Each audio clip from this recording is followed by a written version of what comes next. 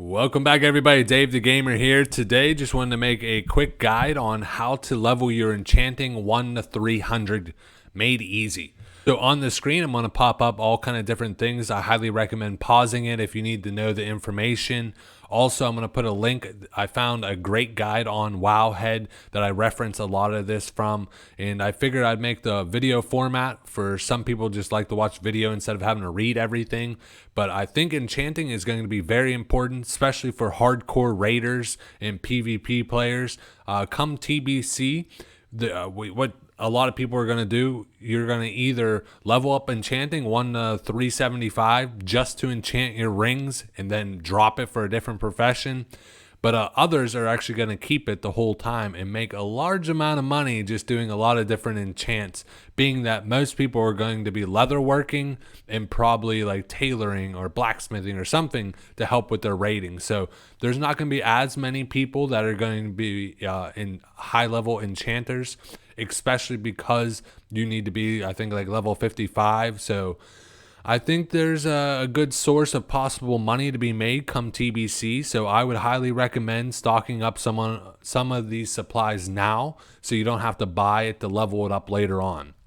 So what I'm going to go over is all of the different items you get, talk about disenchanting, talk about some of the important recipes that you need to get now that could still net you some good money, and then I'll look ahead into the future. So let's jump right into this.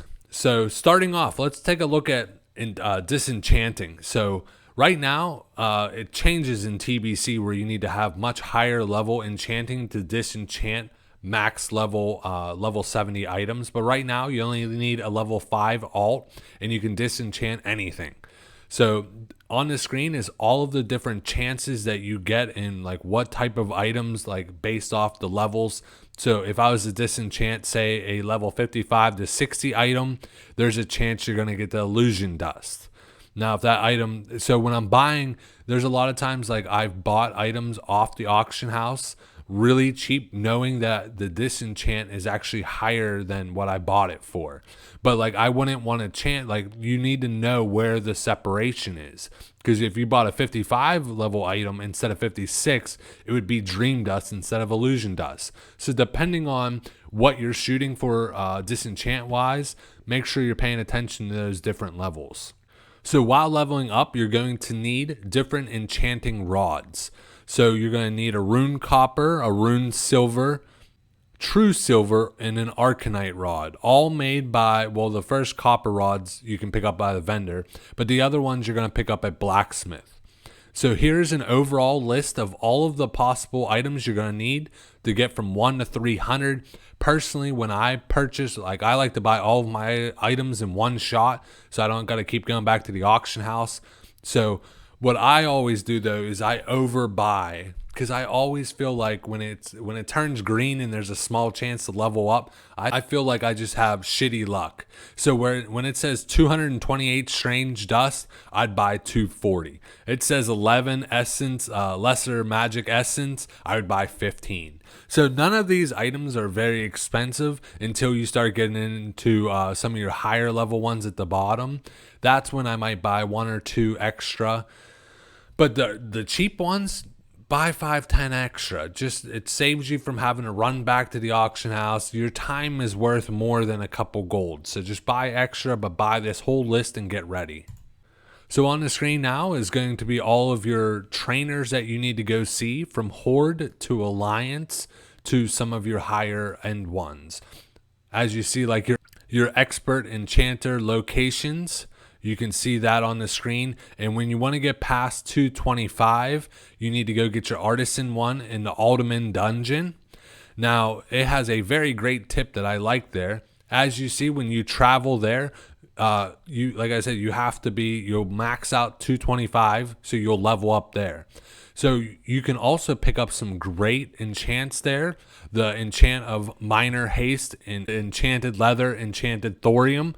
But those are at 250. So I would make sure I look ahead and I bring the materials needed to level from 225 to 250. So while I'm there, I could just talk to the trainer again and learn those recipes. So you don't want to have to make a second trip back to this place. So if you were wondering what it takes to make all the different rune copper, silver copper, all the rods from the blacksmith. I'll put that on the screen now so you can actually see what you need to buy and that you can actually give it to a blacksmith to be able to make. All right, now let's take a look at all of the different things you want to craft to get from 1 to 75. And we're going to go right up the line. So next we're looking at 75 to 150. This is where you might want to pause the videos, take a screenshot of it, even take a look at the link. You want to craft these different types, or you could just follow along, craft a couple, pause the video, craft a couple, pause the video. So whatever you got to do to be able to level up through the 1 to 300. So this is 75 to 150. Now this is what you want to craft from 150 to 225. And from 225 to 300, this is what you want to finish up with. And a lot of the higher level ones from 225 to 300, I'm sure if you stood in your major city and said, hey, you know, if it costs you 3 gold to make this yourself, if you charge everybody a gold or 2 gold, it's better than just completely losing the money. You can at least recoup some of the money. I wouldn't be trying to get max value for it, for the fact that a lot of these, not many people want it. So if you make it cheap enough, someone on their alt account will pick it up and you'll still recoup a little bit of money while not wasting too much time. Because if you spend 2-3 hours sitting here trying to get maximum value while leveling up, you got to think there's gold farms you could have did. And I don't want to talk about a mage making 300 gold. A regular person, they could gold farm and make 100 gold an hour. So if you wasted all of this time to save 50 gold, 3 hours, you could have made 300 gold. So you got to keep in mind is how much your time is really worth when trying to do this type of thing.